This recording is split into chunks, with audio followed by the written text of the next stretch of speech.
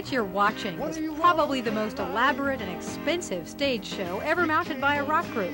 The Tubes have been putting on these extravaganzas for over a decade, and they always include costumes, props, dancing girls, dancing guys, and a TV set or two. Or a poke in the eye with a blunt stick.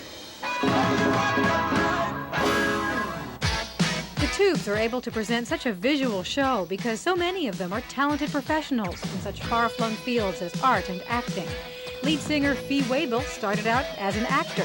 Lately, he's taken responsibility for the Tubes' business affairs.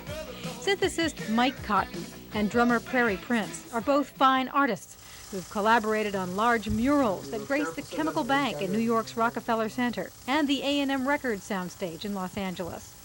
Most recently, Cotton and architect Hans Kainz designed a new store for the Record Factory, a chain of record stores in San Francisco. Mike Cotton and Prairie Prince also do a lot of artwork for the Tube stage sets at the band's enormous warehouse in San Francisco. This will be put up from behind and move slowly back and forth, looking up, looking down at the members of the band as the show opens, with the soundtrack of Outside Looking Inside. And it's my eyeball, because I have the biggest eyes in the group and I can get the entire iris in focus without, everybody else has got these little slanty eyes, they'd be going like this. Cotton and Prince are in charge of all the Tube's visuals, but they don't have time to do everything themselves, so they hire other artists like Stan Peskett, who's completing a huge backdrop. Mike Cotton explains how it will be used in the Tube's roadshow. I don't know if you can see it, but it's a highly romanticized gold and white version of a rock stage. So what we have here is a gold Louis the Sun King frame, and that's what's being painted behind it. And what will happen is in the stage show is that this particular thing will appear as a painting, a still life painting, and then it will come alive, and lo and behold, it will be Quay Louis XIV, the lutest king on record, the king who brought you the great saying, "Après moi la déluge," after me all is disaster. So Quay has kind of gone into this degenerate Louis XIV mode, which is, where he does a lot of snuff now. Yeah, it's different. It's a different high snuff. It's a nicotine high.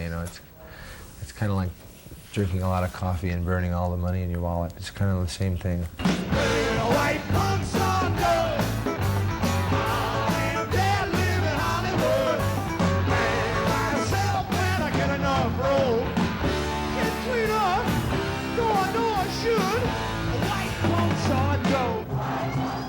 Actually, Quay Louis is just the latest incarnation of the Tube's most famous character, Quay Lude.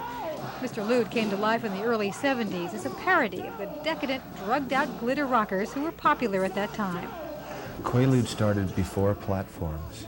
I mean, that's a long time ago, before platforms. That dates us severely. He started kind of as like a David Johansen clone, and he was originally called Rod Planet.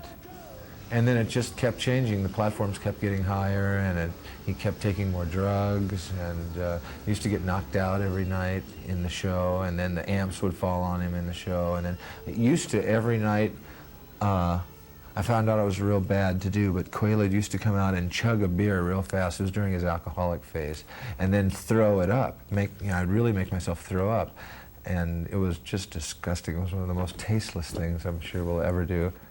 Portraying Quay Lude and all the other Tubes characters has proved to be a demanding and sometimes dangerous workout for singer Quay Waybill. What's that smell? I can't hear you! Stop quiet!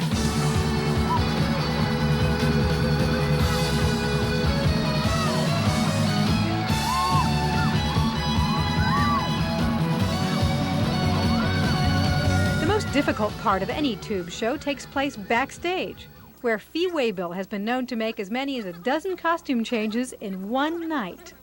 I've gone out with the wrong pants on, gone out with no pants on. I did that once. I mean, it always was a nightmare. I quit having it. I went going out in the show with your underwear on and not knowing it. I always used to have this nightmare, and one night I finally did it, and Didn't even know. And then we ended up leaving it in the show. As you can see, a tube show represents a tremendous expenditure of time, talent, sweat, and money. But the magical marriage of music and visual arts makes it all worthwhile for Mike Cotton. To me, the wonder is to be yucking it up in some hotel room about Louis XIV, and then, you know, come over here and see this thing being created. You know, I mean, if we were working for world peace or something, we'd be really doing some good stuff. But I'm sorry, until that day, all I want to do is create, you know, some silly entertainment, and it's really great to see it all happen.